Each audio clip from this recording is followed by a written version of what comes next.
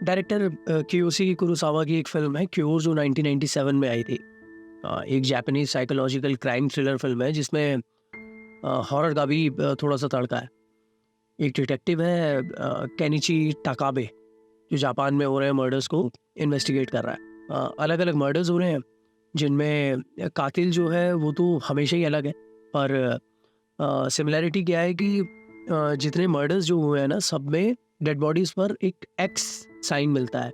किसी का गला काट के एक्स बना दिया गया है तो किसी की पूरी स्किन ही क्या कहते हैं उखाड़ कर उस पर एक्स बना दिया है। और अजीब बात पता है क्या है कि जिन लोगों ने भी मर्डर्स किए हैं ना, पकड़े तो गए हैं वो, बट उनको उसकी कोई रिमेम्बरेंस नहीं है। और उनको ये तक याद नहीं है कि उन्होंने मर्डर ये किया क्यों था और उसके पीछे कोई मोटिव ही नहीं है। पुलिस को तो उसका कोई मोटिव मिलता ही नहीं है।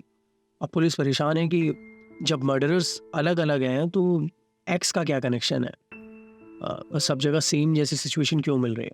फ़िल्म जो है ना वो साइकोलॉजिकल थ्रिलर है, लेकिन जो डिटेक्टिव की जो लाइफ स्ट्रगल्स हैं वो कोई नए नहीं है। वो किसी भी अमेरिकन फ़िल्म से इंस्पायर्ड ही लगते हैं। और ये मैं नहीं बोल रहा, ये खुद जो डायरेक्टर कियोशी कुरोसावा है, उन्होंने खुद एक इंटरव्यू में मतलब ये बात कही थी, जो कि एक नॉर्मल नॉर्मल चीज़ है, ऐसा होता है ना? फ़िल्म का एंड सबको कन्फ्यूज़ करता है। लेकिन कुछ एक थ्योरी है और यहाँ पर ना हम उसी पर बात करेंगे। मतलब मैं सीन वाइज़ कमेंट्री नहीं कर रहा, फ़िल्म को एक्सप्लेन नहीं करने वाला। मैं जस्ट जो थ्योरी है उसके ऊपर बात करने वाला हूँ। केनिची टाकाबे जो डिटेक्टिव है उसकी लाइफ बहुत स्ट्रेसफुल है।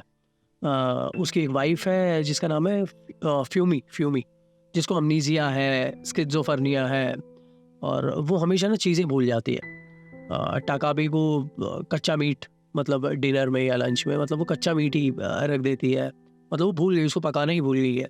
कभी-कभी मशीन ऑन करके छोड़ देती है वो। फ़िल्म के ओपनिंग सीन में ना उसको जब वो एक डॉक्टर से मिल रही है कि वो एक बुक रीड करती है जिसका नाम है ब्लू बर्ड। और नेक्स्ट मीटिंग में जब वो डॉक्टर के पास जाती है उसको तो याद तक नहीं है कि वो पिछली बार क्या बुक रीड कर रही थी या ऐसी कोई बुक है भी, उसको कुछ पता ही नहीं है। केनिची टाकाबे जो उसका हस्बैंड है उससे बहुत प्यार करता है और वो केस ख़त्म होने के बाद उसके साथ छुट्टियों पर जाना चाहता है। Prime suspect in these murders is a guy called Mamiya. Mamiya के नाम से एक कैरेक्टर है जो कि सिमिलर लगता है केनिची टाकाबे की वाइफ फ्यूमी से। मतलब उसके जो मेंटल ट्रेट्स जो है, मामिया को भी मेमोरी लॉस है। उसको मेमोरी की बहुत प्रॉब्लम है, उसको कुछ भी याद नहीं है। उसको यहाँ तक कि अपना नाम भी याद नहीं है, क्या डेट है, क्या डे है आज, ये कौन-सा साल चल रहा है, उसको मतलब कुछ भी याद नहीं है। फिर भी जो मर्डर्स हुए हैं ना उसमें वो अ, आस-पास कुछ ना कुछ उसका एंगल है और वो आस-पास कहीं न कहीं दिखता है उनको। जब डिटेक्टिव टाकाबे को ये बात पता चलती है ना, तो उसको ना इस सब के अंदर एक हिप्नोसिस का एंगल दिखता है कि जो भी है वो हिप्नोटिज्म यूज़ कर रहा है और ये सब चीज़ें कर रहा है। पर जैसे ही उसने ये बात अपने साथी सकुमा को बताई है ना, वो ये मानने से मना कर देता है क्योंकि उसकी उसकी एक थ्योरी है कि जैसा कि माना भी जाता है कि हिप्नोटिज्म में किसी भी इंसान को कुछ भी करवा तो सकते हैं, लेकिन मीन्स मैनिपुलेट उसको किया जा सकता है, बट उससे ऐसा कुछ नहीं करवा सकते जो उसकी विल के अकॉर्डिंग ना हो, मतलब कि उसकी मोरालिटी के अगेंस्ट हो, ऐसा कुछ आप नहीं करवा सकते।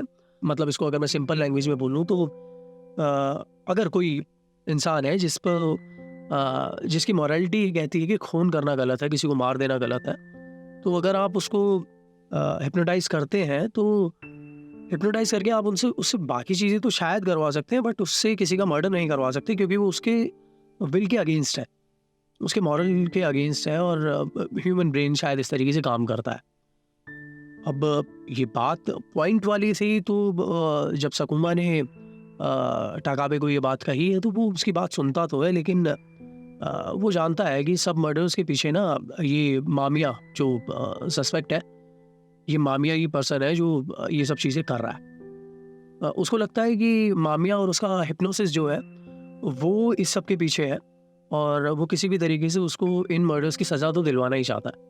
और टकाबे इस केस में ना बहुत ज़्यादा डीपली घुस जाता है। उसकी पर्सनल लाइफ भी मतलब बहुत ज़्यादा उधड़ी हुई सी है, बहुत अजीब-सी पर्सनल लाइफ है क्योंकि उसको हमेशा ना घर जाने के बाद यही डर लगता है कि कब उसकी वाइफ़ खुद को मार देगी। अच्छा, ये फ़िल्म देखते हुए ना पर्सनली मेरे माइंड में जो मुझे एक फ़िल्म बार-बार याद आ रही थी वो थी गॉड टोल्ड मी टू। ये 1976 की एक फ़िल्म है जो कि जिसे बनाया था शायद वेट लैरी कोहेन ने। 1976 में फ़िल्म आई थी गॉड टोल्ड मी टू।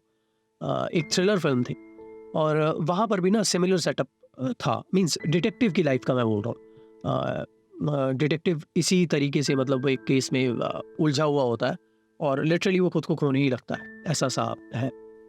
मामी समवन लाइक जो शायद गॉड लेवल हिप्नोटिज्म जानता है और जिन भी लोगों से वो मिलता है ना अगले दिन या फिर उसी शाम वो लोग जाकर क्या कहते हैं किसी का मर्डर कर देते हैं। और लेकिन क्या ये बात इतनी सिंपल है? नहीं लगता। क्योर फिल्म का नाम है। क्योर मीनिंग इज़ लाइक जो इंसानों के ट्रू सेल्फ को बाहर निकालती है ना? मतलब मैं ये समझा हूँ इससे, इस टाइटल से। ये मुझे लगता है, ओके। मामिया का जो हिप्नोसिस जो है, वो शायद सिर्फ़ उन्हीं लोगों पर काम करता है जिनके अंदर कोई एक डार्क साइड है।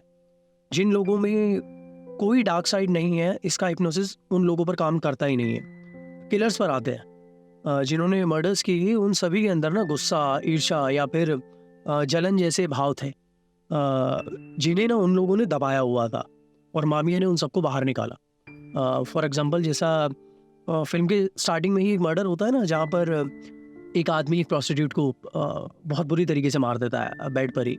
जहाँ तक मेरी समझ है ना, वो जो इंसान है जिसने इस प्रोस्टिट्यूट को बुलाया था, वो रियल लाइफ में शायद ऐसा होगा जो लड़की को शायद अट्रैक्ट नहीं कर पाता होगा। उसको दिक्कत होती होगी इस सब में। और कई ऐसे लोग ना होते हैं जो लड़के लड़कियां दोनों, जिन्हें ग्रुप का सहारा चाहिए होता है, जिन्हें उनकी कही हुई चीज़ें चाहिए होती है, जो अकेले शायद नहीं रह सकते, उन्हें सहारे की ज़रूरत होती है। इस तरह के लोग ना दिखावे में बिलीव करते हैं और सच्चाई से भागते हैं। और जब ऐसा नहीं होता ना तो वो अकेलापन उनको लिटरली उन पर हावी होने लगता है और वो ट्रीट्स अंदर ही अंदर अंदर ही अंदर दबते रहते हैं। और इसीलिए शायद उस आदमी ने इस लेवल पर जाकर उस एक प्रोस्टिट्यूट को मार देता है, क्योंकि शायद वो भी क्या कहते हैं मामिया से मिला और क्या कहते हैं उसका हिप्नोसिस उस पर काम किया और ये जो ट्रीट्स है उसके बाहर आए।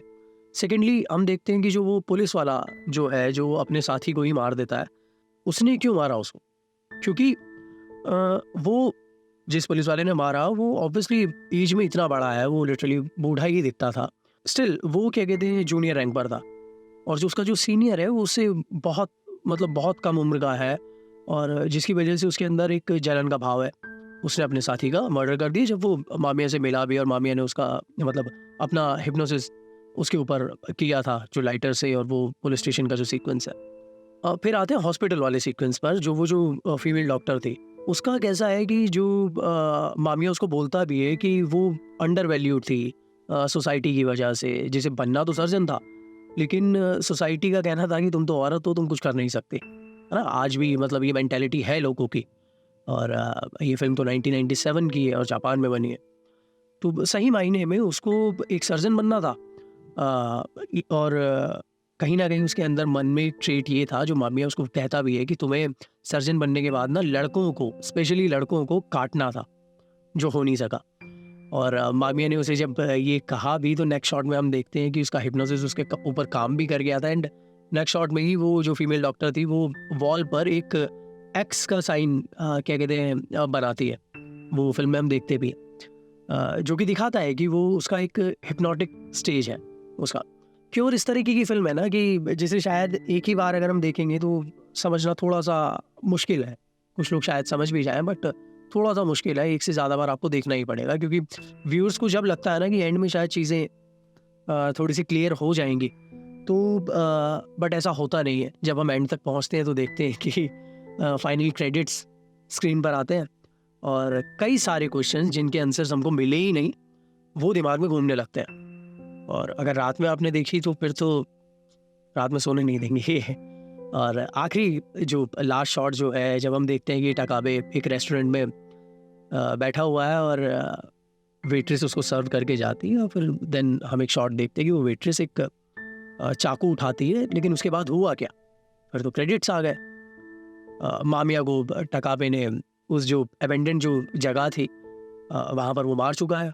जब वो उसको मार भी रहा होता है 2 गोलियाँ मारने के बाद, तब भी मामिया एक एक्स ऐसा करके बनाने वाला ही होता है, कंप्लीट उसको करता है या नहीं करता है, इसी बीच में टकाबे उसको गोली मार देता है। बट सवाल फिर वहीं पर है कि उस एक्स का क्या ये मतलब था कि मामिया का जो हिप्नोसिस है वो टकाबे पर काम कर गया या नहीं किया? मुझे पर्सनली लगता है कि शायद कर गया। ओपन इंटरप्रिटेशन है। इसके साथ ही क्या कहते हैं, ओपन इंटरप्रिटेशन के साथ ही कियोशी कुरोसावा ने इस फिल्म को ख़त्म कर दिया। मेरा सोचना मतलब ये था इसके बारे में। और बाकी आपको कैसा लगा? अगर आपने ये फिल्म नहीं देखी है तो इसको ज़रूर देखिएगा।